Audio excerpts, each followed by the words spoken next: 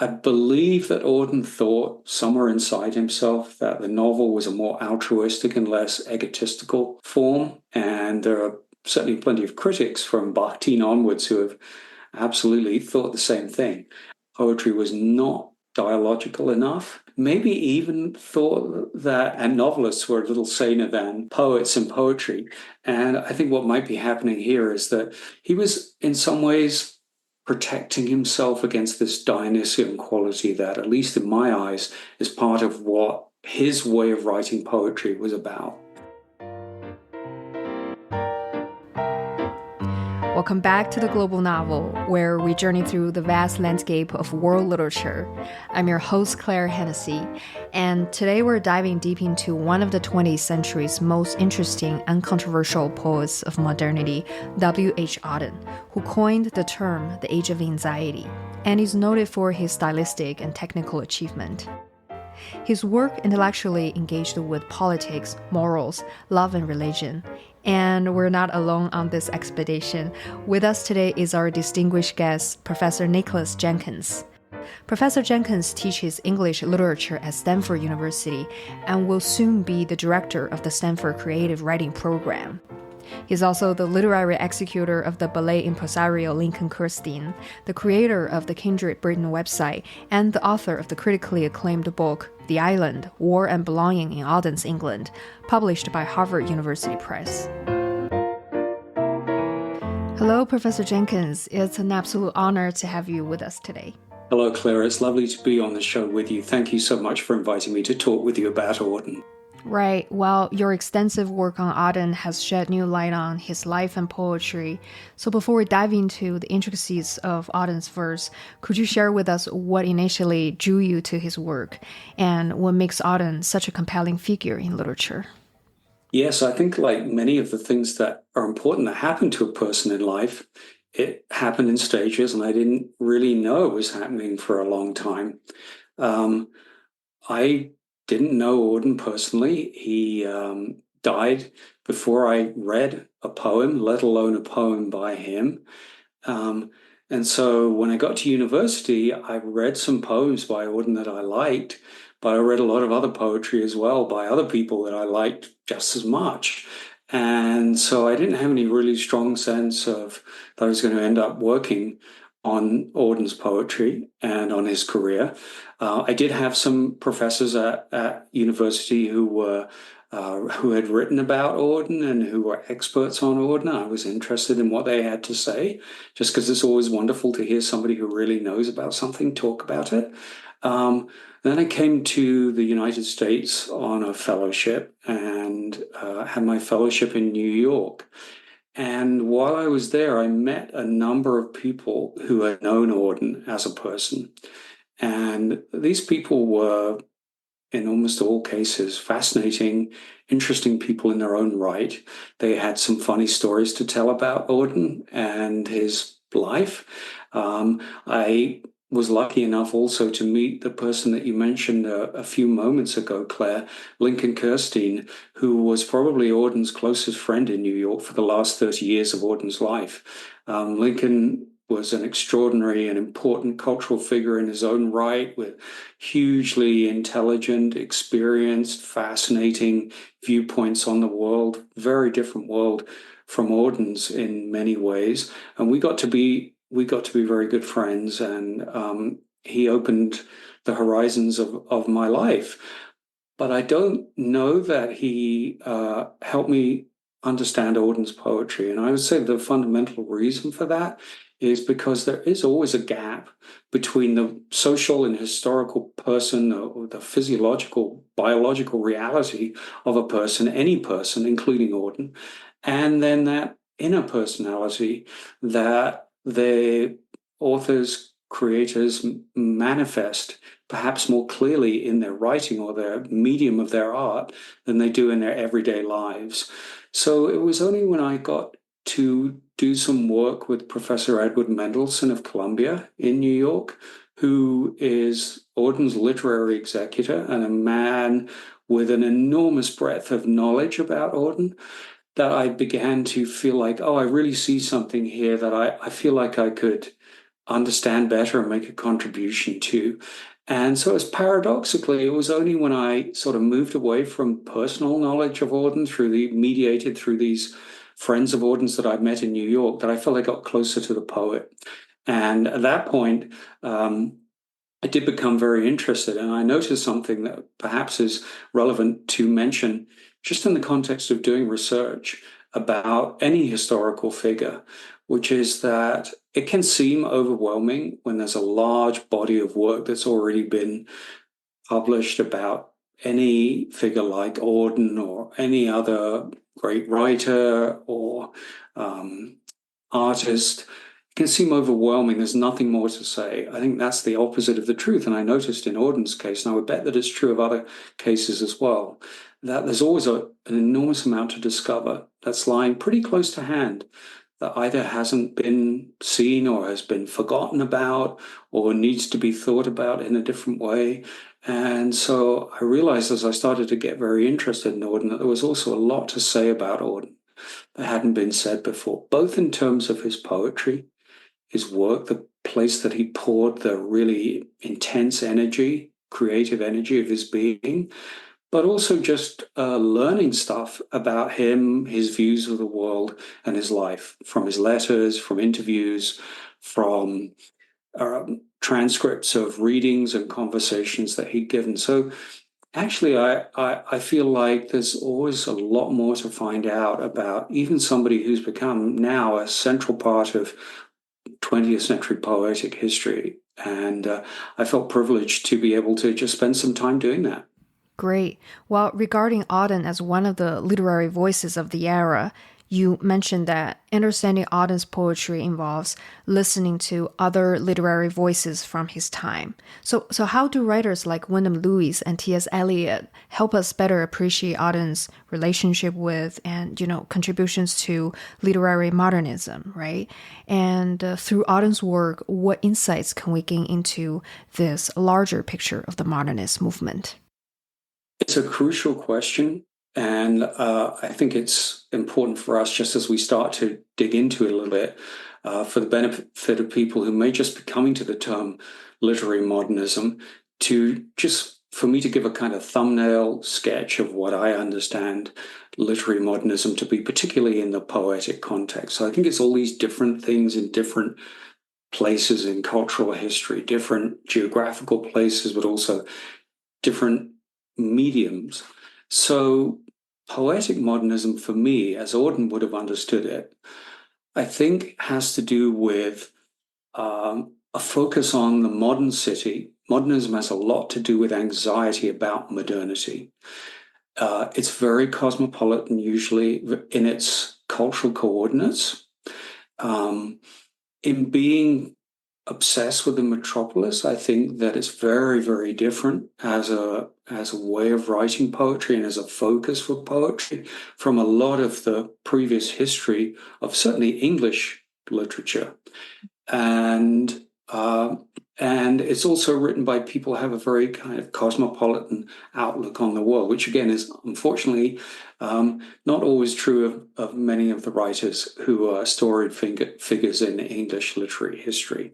So modernism involves two, a willingness to experiment and try and write poems in different ways, not just continue to write tidy little box-like poems that rhyme and scan neatly, but to break up all kinds of regular and expected patterns of structuring poetry and look for other ways to make a poem respond to the unprecedented moment that these writers felt that they were living in. So I think Auden absorbed some of that. And the figures that were most important to him, I would say, I mean, there's a whole galaxy of poetic modernists, including people like Marianne Moore, Ezra Pound, Wallace Stevens, Gertrude Stein. But for me, anyway, the two figures that really deeply influenced Auden's imagination were the Irish poet W.B. Yeats and the poet who was born in the States but living in England for most of his adult life, T.S. Eliot, and above all, T.S. Eliot, I think was a reference point for Auden. And it's sort of natural to think that young writers like Auden was in the 1920s would look to the most sophisticated experiments of the time. So Auden tried to write like a modernist poet in some of the ways that I've just described, and it didn't really work for him. He wrote a really some quite bad poems when he was trying to be his most modernist. And I think in the end, he went back to writing poems that are more traditionally structured, that often are centered on a single speaking voice reacting to a world that is around that voice, that are not as experimental in their coordinates, and also a more, if I can use the term in all of its connotations, more insular. And so Auden began to write in a way that looked a little bit more like what previous poetry had looked like. And in that, he became, in a very strange way, a kind of forerunner, or maybe even a mentor of T.S. Eliot, who was moving away from his internationalism and towards something that, again, was much more insular, much more devoted to local life, to an organic, largely imagined social world. And Eliot became a much more, so to speak, provincial writer in the 1930s and 1940s. And I would say that part of that is because he saw what younger poets, most notably Auden, were doing. So in a sense, the person who had started by teaching Auden ended up by the person who was being taught by him. And what that tells us in part about literary modernism is that it wasn't a once and for all revolution. It didn't just happen and change everything forever. It certainly was part of the history of poetry in English, just like it's part of the history of innumerable literatures around the world. But it wasn't Well, an absolute thing, and it became just an endpoint. It didn't become an endpoint. It became something that was a stage, a phase, and literature moved beyond it in the form that Auden was writing. well, you also mentioned in your book that Auden's work reflects a turn into inwardness. You know, that kind of parochialism you just mentioned, ruralism, for another example, the English countryside, country also having both meanings of rural and national. How does this inward ethos signal a shift or even the ending of modernism? And what conditions fostered such a transition from outwardness to inwardness? Yeah, so I think one of the things that a lot of people had somewhat easily assumed about Auden was that he was a very urbane writer, Mhm. somebody who was very intellectual. Auden was an incredibly intelligent person, obviously, but I don't think that's really where the sources of his art come from. Um, and part of what I tried to write about in The Island was that Auden was actually a country boy. He grew up in the countryside, knew a lot about natural life. He's a very avid amateur naturalist. He was very well acquainted with the rural world, which has been a kind of bedrock feature of a lot of English poetry over hundreds and hundreds of years.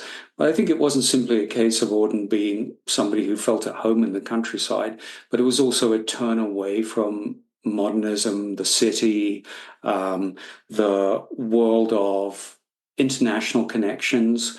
And in that, Auden was tracking something that was happening on a much, much larger scale in the period between the end of the First World War in 1918 and the beginning of the Second World War in 1939. So England, along with a lot of other countries, including the US, but also many countries in Europe, began to be more inward turned, be more focused on its own problems, its own traditions.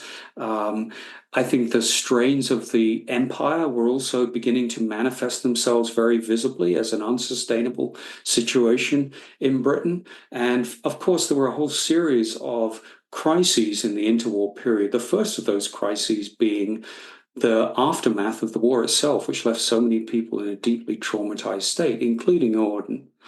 and also financial crises in the 1930s. So there was a period in which many cultures became very inward turned, very insular, to pick up the word that I use in the title of my book, The Island. And I think Auden's preoccupations with insular themes were a kind of reflection or a prophetic, half understood understanding of a track that at least English culture was taking itself during that period. And of course, T.S. Eliot ended up following Auden in that trajectory too. So this was about something bigger than just personal preference or idiosyncrasy. This was about a change in the culture, one that to a greater or lesser extent is also very influential today in the UK. Right. As you just mentioned, that the word island is almost synonymous with insular. And your book is titled The Island War and Belonging in Auden's England. Could you elaborate on what island symbolizes in the context of Auden's poetry and life? So the island is a word that has uh, a deep history in iconography of the British Isles, uh, but more especially in this case, in the iconography of English identity. And I think one of the things that I was writing about in the island, alongside or within Auden, was also Englishness, English identity. And there are innumerable poems and speeches by politicians in which England, which is not an island, is part of an island or a group of islands, an archipelago. England envisions itself, or English people with an investment in English identity envision themselves as living on an island that's set somewhere off from the rest of the world, that is surrounded by sea and has its own separate story, and like an island does, which is somewhat related to the rest of the world, but also somewhat separate from it.